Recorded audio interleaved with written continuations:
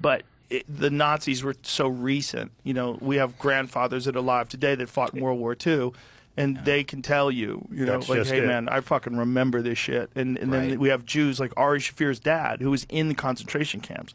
Ari Shafir's dad has a tattoo on his arm. That's wild. Yeah, his dad's in his 80s, I believe. Well, Wow. That recent memory is a big part. Like, I see the Hunter S. Thompson stuff on your wall. You read his book of Hell's Angels, right? Yeah. You remember him talking about that aspect of it, that the bikers, the Hell's Angels rocked Nazi memorabilia. He asked the guy why don't you? And he's like, because my dad fought the Nazis and he fucking hates this, so I wear this Jesus because Christ. I wear this just to piss off my dad. A lot of that. There's contrarians. But but my point is that he wouldn't, a Genghis Khan symbol wouldn't be doing any good, right? Right. This has an emotional attachment. A Genghis Khan's mustache would be fine on me, right? People might laugh at me a little bit, but I don't even know what it looked like. Yeah, let's see it. I We got to see don't a know. picture. Yeah, right. Yeah, we they don't know what he really looks like. Yeah, we don't know.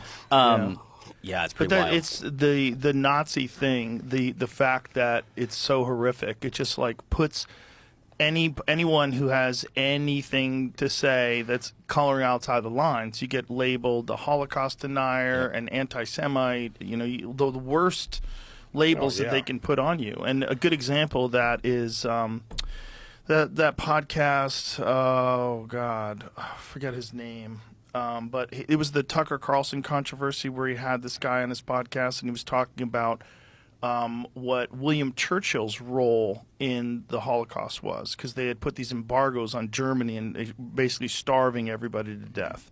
And they just started calling him a Holocaust denier. And that's like not what he was talking about at all. That's not what he was saying at all. He was just saying, no, there's a multifaceted explanation for why they decided to exterminate all these Jews, and part of it was because of an embargo where they were starving people out. What is his... Daryl Cooper. And what is his podcast called? It's excellent. I listen to it all the time, but my brain's not working right now. I just got out of the gym. I'm on meathead mode. It's something. I know what you're talking. I can't. I'm drawing a blank on it as well.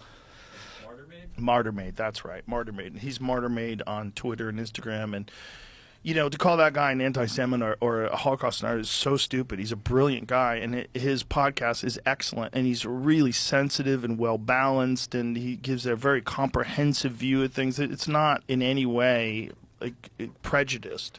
It's a great podcast. But you're not allowed to color outside the lines. Well, yeah, that's all he was just saying that Churchill was one of the villains. Yeah, and that's realistic. Like the multiple different reasons for that. You tighten up their belt, that's not gonna be passed to the top. That's gonna go straight to the people in the camps. Exactly. It's real. That's no brainer shit. Right. And I that's don't even have not to see the podcast to justifying put it the together. murder of all those Jews. That's not what he's Clearly. doing. That's where it's so crazy about stifling discourse. Yeah. Because that was a fascinating conversation, and we should be considering that. Like, wow, that's crazy. There were so many factors, so many horrible things going on all together. Well, they say you're supposed to learn from history, but how the fuck are you going to learn from history if you actually take the lessons out of it? Right. I mean, this is an important thing here. You think about this right now with the stuff in the Middle East in the last 20 years. Every time we put an embargo on there, we're not starving Saddam Hussein. We're starving the people in his freaking prisons. So remember that. Dave Smith was talking about that on a podcast recently, that during the Clinton administration, the embargoes starved to death 500,000 children. Yeah. See, that's fucked. Yeah. And that's worth remembering. And it doesn't, if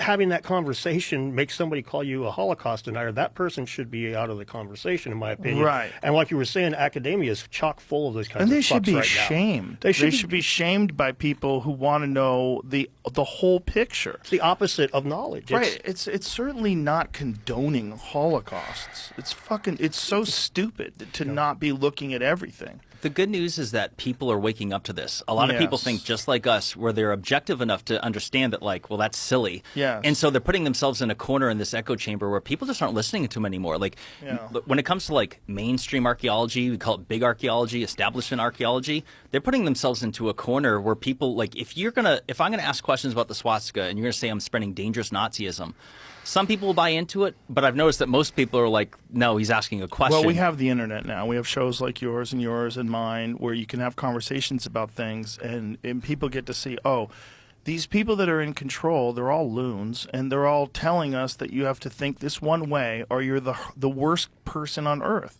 and I don't buy it. No. It's a dumb way to look at the world. It's un-American. Sorry to beat really the flag for a is. second, but yeah, It really is. I'm proud to be. I live in a country where I can have somebody with their pronouns in their fucking bio and somebody who's not with their pronoun. We can both yell at each other and not have us end up in jail over it. And It's also this position that people have when they're teachers, when they're educators, and they have this position